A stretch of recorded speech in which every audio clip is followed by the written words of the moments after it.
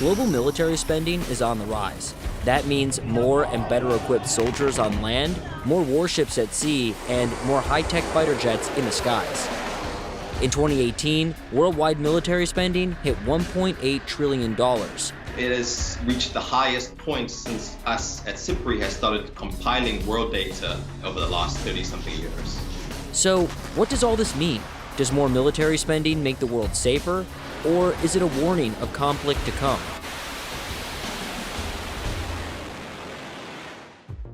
The last time spending rivaled today's levels was at the height of President Reagan's Cold War arms buildup in the late 1980s. But the sudden collapse of the Soviet Union in 1991 changed the game. Military spending soon plummeted, large-scale military conflicts virtually disappeared, for the most part at least, and the global economy boomed. By 1998, global spending hit its lowest point since the Cold War. But then, there is a major incident in Lower Manhattan. Apparently, a plane has crashed into one of the upper floors of the World Trade Center. the September 11th attacks in 2001 prompted a massive U.S. military mobilization for President Bush's War on Terror. Our enemy is a radical network of terrorists and every government that supports them. As the U.S. and its allies deployed troops to Afghanistan and Iraq, global spending numbers swelled until Obama's first term, when war fatigue, internal budget pressures, and troop withdrawals pushed spending back down again. So if it wasn't Iraq and Afghanistan that propelled military spending to record levels in 2018, what was it? During all of this, a tectonic geopolitical shift was taking place in East Asia, the rise of China. In 1990, the US, the Soviet Union, then Germany, France, the UK, and so on made up the top 10 military spenders. But fast forward to 2018, and those top spenders have drastically changed. China has jumped from a share of just 2% to 14%, the second largest behind the US. The country's explosive economic growth allowed it to increase spending for 24 straight years, culminating in a 2018 budget of $250 billion. So where's all that money going? To modernize China's People's Liberation Army. President Xi Jinping hopes to fully modernize the military by 2035 and complete training into a world-class force by 2049. They want to assert themselves as a regional superpower, but also as a world superpower competing with US on a military basis. Progress has been swift. Since just 2011, China has gone from having 0 commissioned aircraft carriers to 2 in operation and a 3rd under construction. The US, in comparison, has 11 much more massive and highly advanced carriers. The Chinese are fielding elite fighter jets as well, like the J-20 Chengdu and the Shenyang FC-31. Together, these fighters are designed to compete with America's latest generation stealth F-22 Raptor and F-35. U.S. officials claim the Chinese used hacked F-35 plans to help build these next-generation aircraft. And that leads us to cyber warfare. China is spending big there too. China doesn't only want to hack into U.S. computer networks, it wants to find a way to neutralize U.S. advantages on the physical battlefield. China has been watching how the United States has conducted military operations very closely for the last 25 years. They understand how dependent we are on information-enabled technologies, and they have been developing asymmetric capabilities to deny us those key enabling technologies. China's also spending money to update its nuclear arsenal and the bombers and submarines that carry those weapons of mass destruction.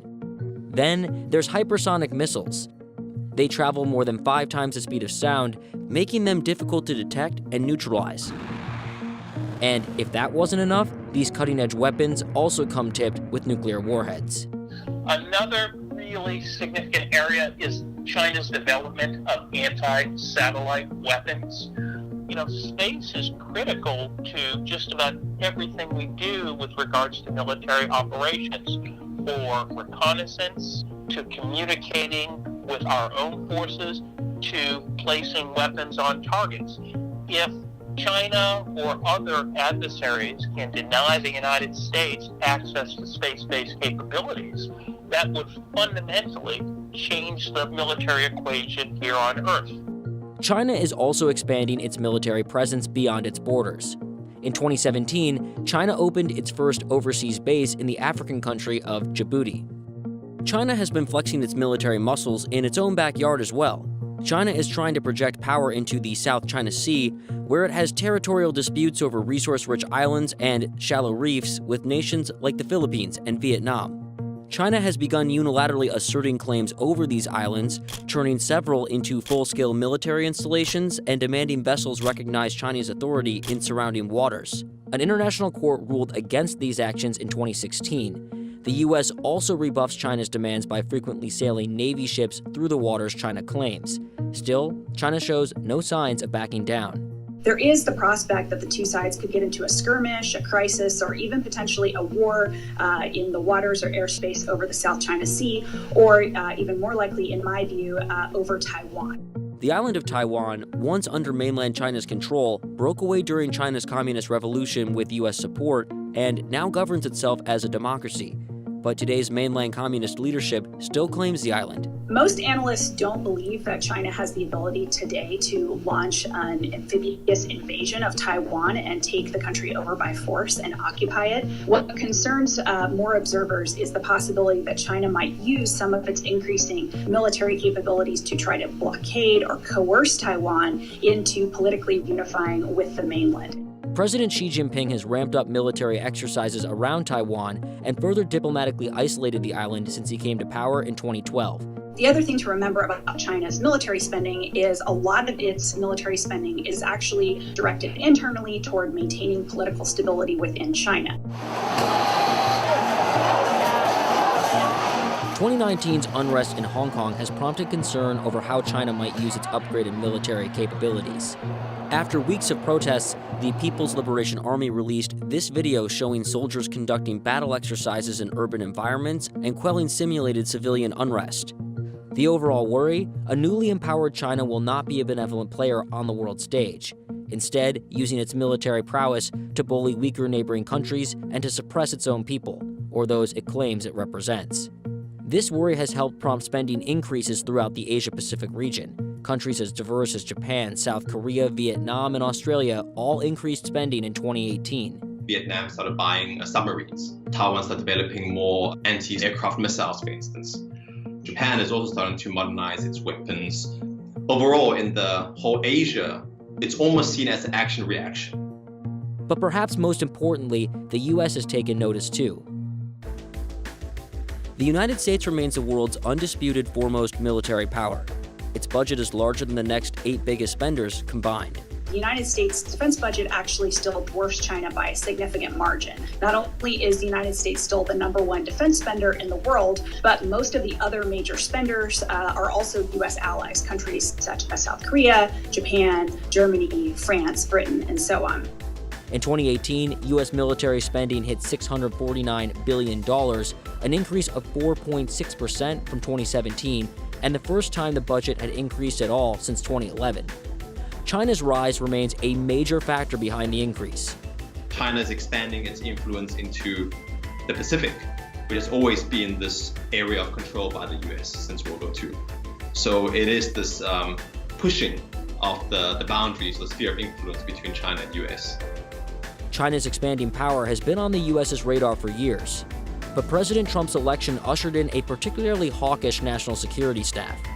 This staff has pushed the idea that the world is entering a new era of so-called great power competition, reviving justifications for the large-scale conventional forces and nuclear arsenals that fell out of style after the collapse of the Soviet Union. To help prepare for potential conflict in this perceived new era of great power competition, the Trump administration has fast-tracked military modernization and expansion plans. From recruiting more soldiers to upgrading the Navy's aircraft carriers, completing the acquisition of the new F-35 fighter jet platform, designing next-generation bombers and submarines, upgrading nuclear forces, dumping money into cyber operations, and more. This spending shows few signs of slowing down, with the U.S. charting a defense budget increase for 2019. And it's not all about China. There is also a Russian resurgence underway that few saw coming. The view back in the late 1990s is that we were always going to most likely be dealing with a benign Russia. That's fundamentally changed. From President Vladimir Putin's snatching of Crimea to his destabilization of Ukraine, election meddling in the West, advanced cyber capabilities, and cutting-edge hypersonic missile technology, Russia is back in the great power game. It's been increasing spending since about 2011 and had a very big and expensive modernization program to about 2016. And then as the program is nearing its end, we of course see the spending taper out and slightly decrease. That resurgence has prompted considerable spending increases in former Soviet states fearing Russian aggression. Increases include Poland, Bulgaria, Latvia, Lithuania, and Romania. So does 2018's record spending levels mean conflict is imminent? These numbers do indicate issues of increased tension, increased rivalries, possible conflicts that might occur. I think that the question is whether spending causes conflict. So far, no definitive answer, but there definitely is a relationship there. Global military spending by itself is not necessarily the problem. Rather, the spending reflects how countries are seeing their interests and their beliefs that they are in competition with other great powers and that they have to prepare for the possibility of conflict.